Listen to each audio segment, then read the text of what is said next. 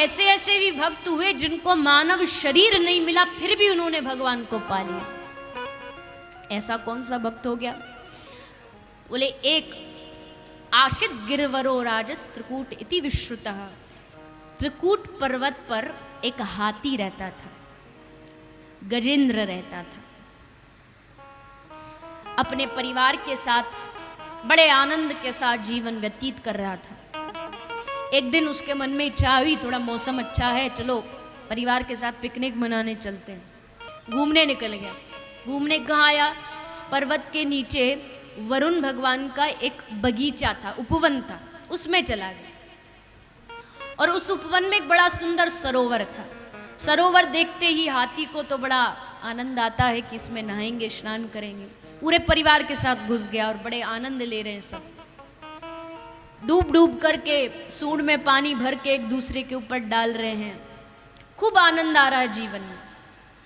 लेकिन तभी उस आनंद के बीच में एक बाधा आई। क्या बाधा आई? एक ग्रहा ने, एक मगरमच्छ ने इसका पांव पकड़ लिया और इसको अपनी तरफ जल में, पानी में घसीटने लगा। गजेंद्र ने बाहर निकलने का प्रयास किया, लेकिन ग्रहा बड़ा शक्तिशाली है। ये अपने पांव को उसके पकड़ से मुक्त नहीं कर पा रहा।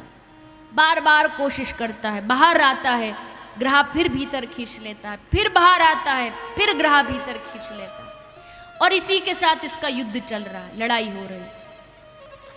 और अचंबा देखिए, ये युद्ध कितने दिन चला मालूम है? 1000 वर्ष तक ये युद्ध चलता रहा लगातार। ना तो गजेंद्र हारा, न ग्रहा हारा। अब क्या होगा? दोनों आपस में लड़ रहे हैं, युद्ध कर रहे हैं। शरीर थक गया। शरीर अब तक बलवान था, लेकिन इतने वर्ष तक युद्ध करेगा तो क्या हालत होगी। शरीर थक गया। अब शरीर थका तो आशा की कि जिनको मैं साथ लाया था परिवार को, ये मेरी मदद करेंगे। आशा की नजरें उनकी तरफ देखी, लेकिन देखा तो वहां एक भी नहीं था, सब गायब थे, सब छोड़ के चले गए। क्योंकि सुख होगा तो सब नजदीक होंगे, लेकिन जब वो दुख की घड़ी आएगी तो जितने अपने थे वही हाथ छुड़ा के सबसे पहले भागे। ये संसार की वास्तविकता है। स्वार्थ लाग करे ही सब प्रीति, सब एक एक करके छोड़ करके चले। ये जो कथा है, ये कोई कहानी नहीं है। असल में देखो तो हाथी घोड़े की कोई सोचेगा कि ये क्या कथा है, ये क्या कहानी है, हाथी लड़ रहा है, मगरमच्छ लड़ रहा है। लेकिन ये वास्तविकता में अगर गहराई से देखोगे तो ये जीव क्या ही जीवन है, जो गजेंद्र और ग्रहा की कथा सुना के सुखदेव जी ने बताया। हम सब कौन है? हम सब गजेंद्र हैं। और ग्रहा कौन है? काल, मृत्यु। मृत्यु हमको अपनी तरफ खींच रही है। हर रोज हम मृत्यु की तरफ एक एक दिन खिसकते जा रहे हैं। भले हम अपने जन्मदिन पर केक काटे, बधाइयाँ गाएं कि हम बड़े हो गए, पर हम बड़े नहीं हुए। वास्तविकता में हमारी उम्र घट रही है, हम छोटे होते जा रहे हैं। जितनी हमारी आयु है उससे हम कम होते जा रहे हैं, घटते जा रहे हैं। लेकिन जब काल के मुख में गजेंद्र जा रहा है तो कोशिश करता है बचने की। हम भी जब काल के मुख में जाते हैं तो कोशिश करते हैं बचने की। कैसे कोशिश करते हैं? काल के मुख में घुसते जा रहे, मतलब सबसे पहले बुढ़ापा आएगा। बुढ़ापे की निशानी क्या है? भगवान जब जीव को काल के नजदीक लेके जाते हैं तो उसके पास मृत्यु भेजने से पहले उसके जीवन में भगवान 4 घंटियां बजाते हैं। 4 घंटी माने 4 वार्निंग देते हैं, चेतावनी देते हैं कि समझ जाओ, अभी भी समय है। पहली चेतावनी कौन सी मिलती है? पहली घंटी बजती है कि आंखों से दिखाई देना कम हो गया। अब भगवान कह रहे कि भैया तुमने संसार बहुत देख लिया, दुनियादारी बहुत देख ली, अब आंख बंद करो और मेरा भजन करो।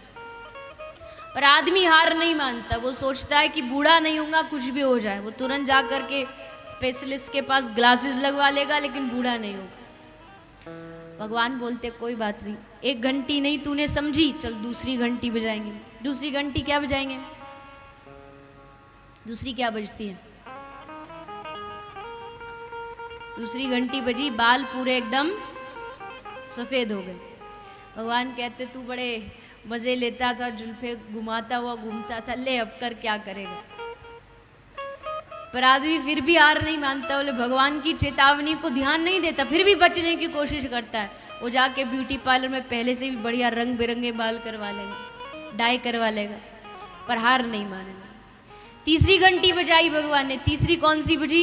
ये दांत 32 के 32 बाहर आ गए। भगवान अब चेतावनी दे रहे, अभी भी समझ जाओ, कुछ तुमने जीवन भर स्वाद लिया, अब थोड़ा हरिनाम जपो। फिर भी हार नहीं मानेगा, डेंटिस्ट के पास जाके पहले से भी बढ़िया वाला सेट लगवाएगा। चौथी घंटी बजाई भगवान ने, कमर टेढ़ी हो गई। भगवान ने कहा अभी भी समय है, सावधान हो जाइए, अभी भी थोड़ा समझ जाइए। तब भी हार नहीं मानेगा, कुछ हो जाए बूढ़ा नहीं होऊंगा, सोना चांदी च्यवनप्राश खाऊंगा, पर बूढ़ा नहीं होऊंगा। भगवान ने सोचा कोई बात नहीं, 3-4 घंटी बजाई, इसमें भी नहीं समझा तो फिर 5वीं बार घंटी नहीं पूरा घंटा बजेगा, और पता चलेगा कि मृत्यु आई। कुछ नहीं थे, रात तक ठीक थे, अचानक से अटैक आया और गए। मृत्यु से बचने का प्रयास नहीं करना है, मृत्यु को सुधारने का प्रयास करना है। जब ये सब सिम्टम आने लगे ना, तो समझ जाइए कि अब सावधान होने की आवश्यकता है। अब भगवान चेतावनी दे रहे हैं कि भजन कर ले, अब ज्यादा समय नहीं। लेकिन फिर भी बचने का प्रयास करते हैं, जैसे गजेंद्र कर रहा है। बार बार बाहर निकलता है, ग्राह फिर भीतर खींचता है, लेकिन अब जब अंत समय आया, देखा कि अब मेरे बस की बात नहीं रही, थक गया, शरीर में कुछ बल नहीं रहा, परिवार ने साथ छोड़ दिया, कोई साथ देने वाला जब नहीं बचा, तब याद आया। क्या? अरे गजेंद्र, तू किनकी शरण में भाग रहा था? ये लोग तेरी क्या मदद करेंगे? तेरा शरीर तेरा क्या साथ देगा? हाँ, साथ देगा तो केवल और केवल तेरा भगवान देगा। इसलिए गजेंद्र ने आज आंख से आंसू बहाते हुए भगवान को पुकारा, हे नारायण, हे प्रभु, मेरी रक्षा करो, त्राहि माम त्राहि माम। भगवान को पुकारा, और भक्त वत्सल भगवान अपने भक्त की पुकार सुन करके गरुड़ पर विराजमान होकर के दौड़े दौड़े दौड़े गजेंद्र के समीप आए। देखा गजेंद्र ने भगवान नारायण गरुड़ पर विराजमान होके आ रहे हैं, अपनी सूंड से एक कमल पुष्प तोड़ा, भगवान के चरणों में समर्पित किया। बड़ा कष्ट में है गजेंद्र। भगवान ने दूर से देख लिया कि अब ये डूबने ही वाला है, कि तभी भगवान अपना गरुड़ भी छोड़ दिए और अपने गरुड़ से कूद करके नंगे पांव श्री ठाकुर जी दौड़े दौड़े भागे भागे आए। ग्रह को, गजेंद्र को, दोनों को बाहर निकाला और अपने सुदर्शन चक्र से भगवान ने ग्रह का सर धड़ से अलग कर दिया। ग्रह के अंदर से एक ज्योति, आत्म ज्योति निकली, जो भगवान के चरणों में समर्पित हो गई। ये भक्त वत्सलता है भगवान की। कोई पशु रूप में भी बुलाए पुकारे भाव से, तो भगवान नहीं सोचते कि जाऊं कि नहीं जाऊं, दौड़ के जाते हैं। और इतना प्रेम है भक्तों से कि गरुड़ की गति भी भगवान को आज धीमी लग रही है, कि बहुत धीरे चल रहा है, मुझे जल्दी पहुंचना है।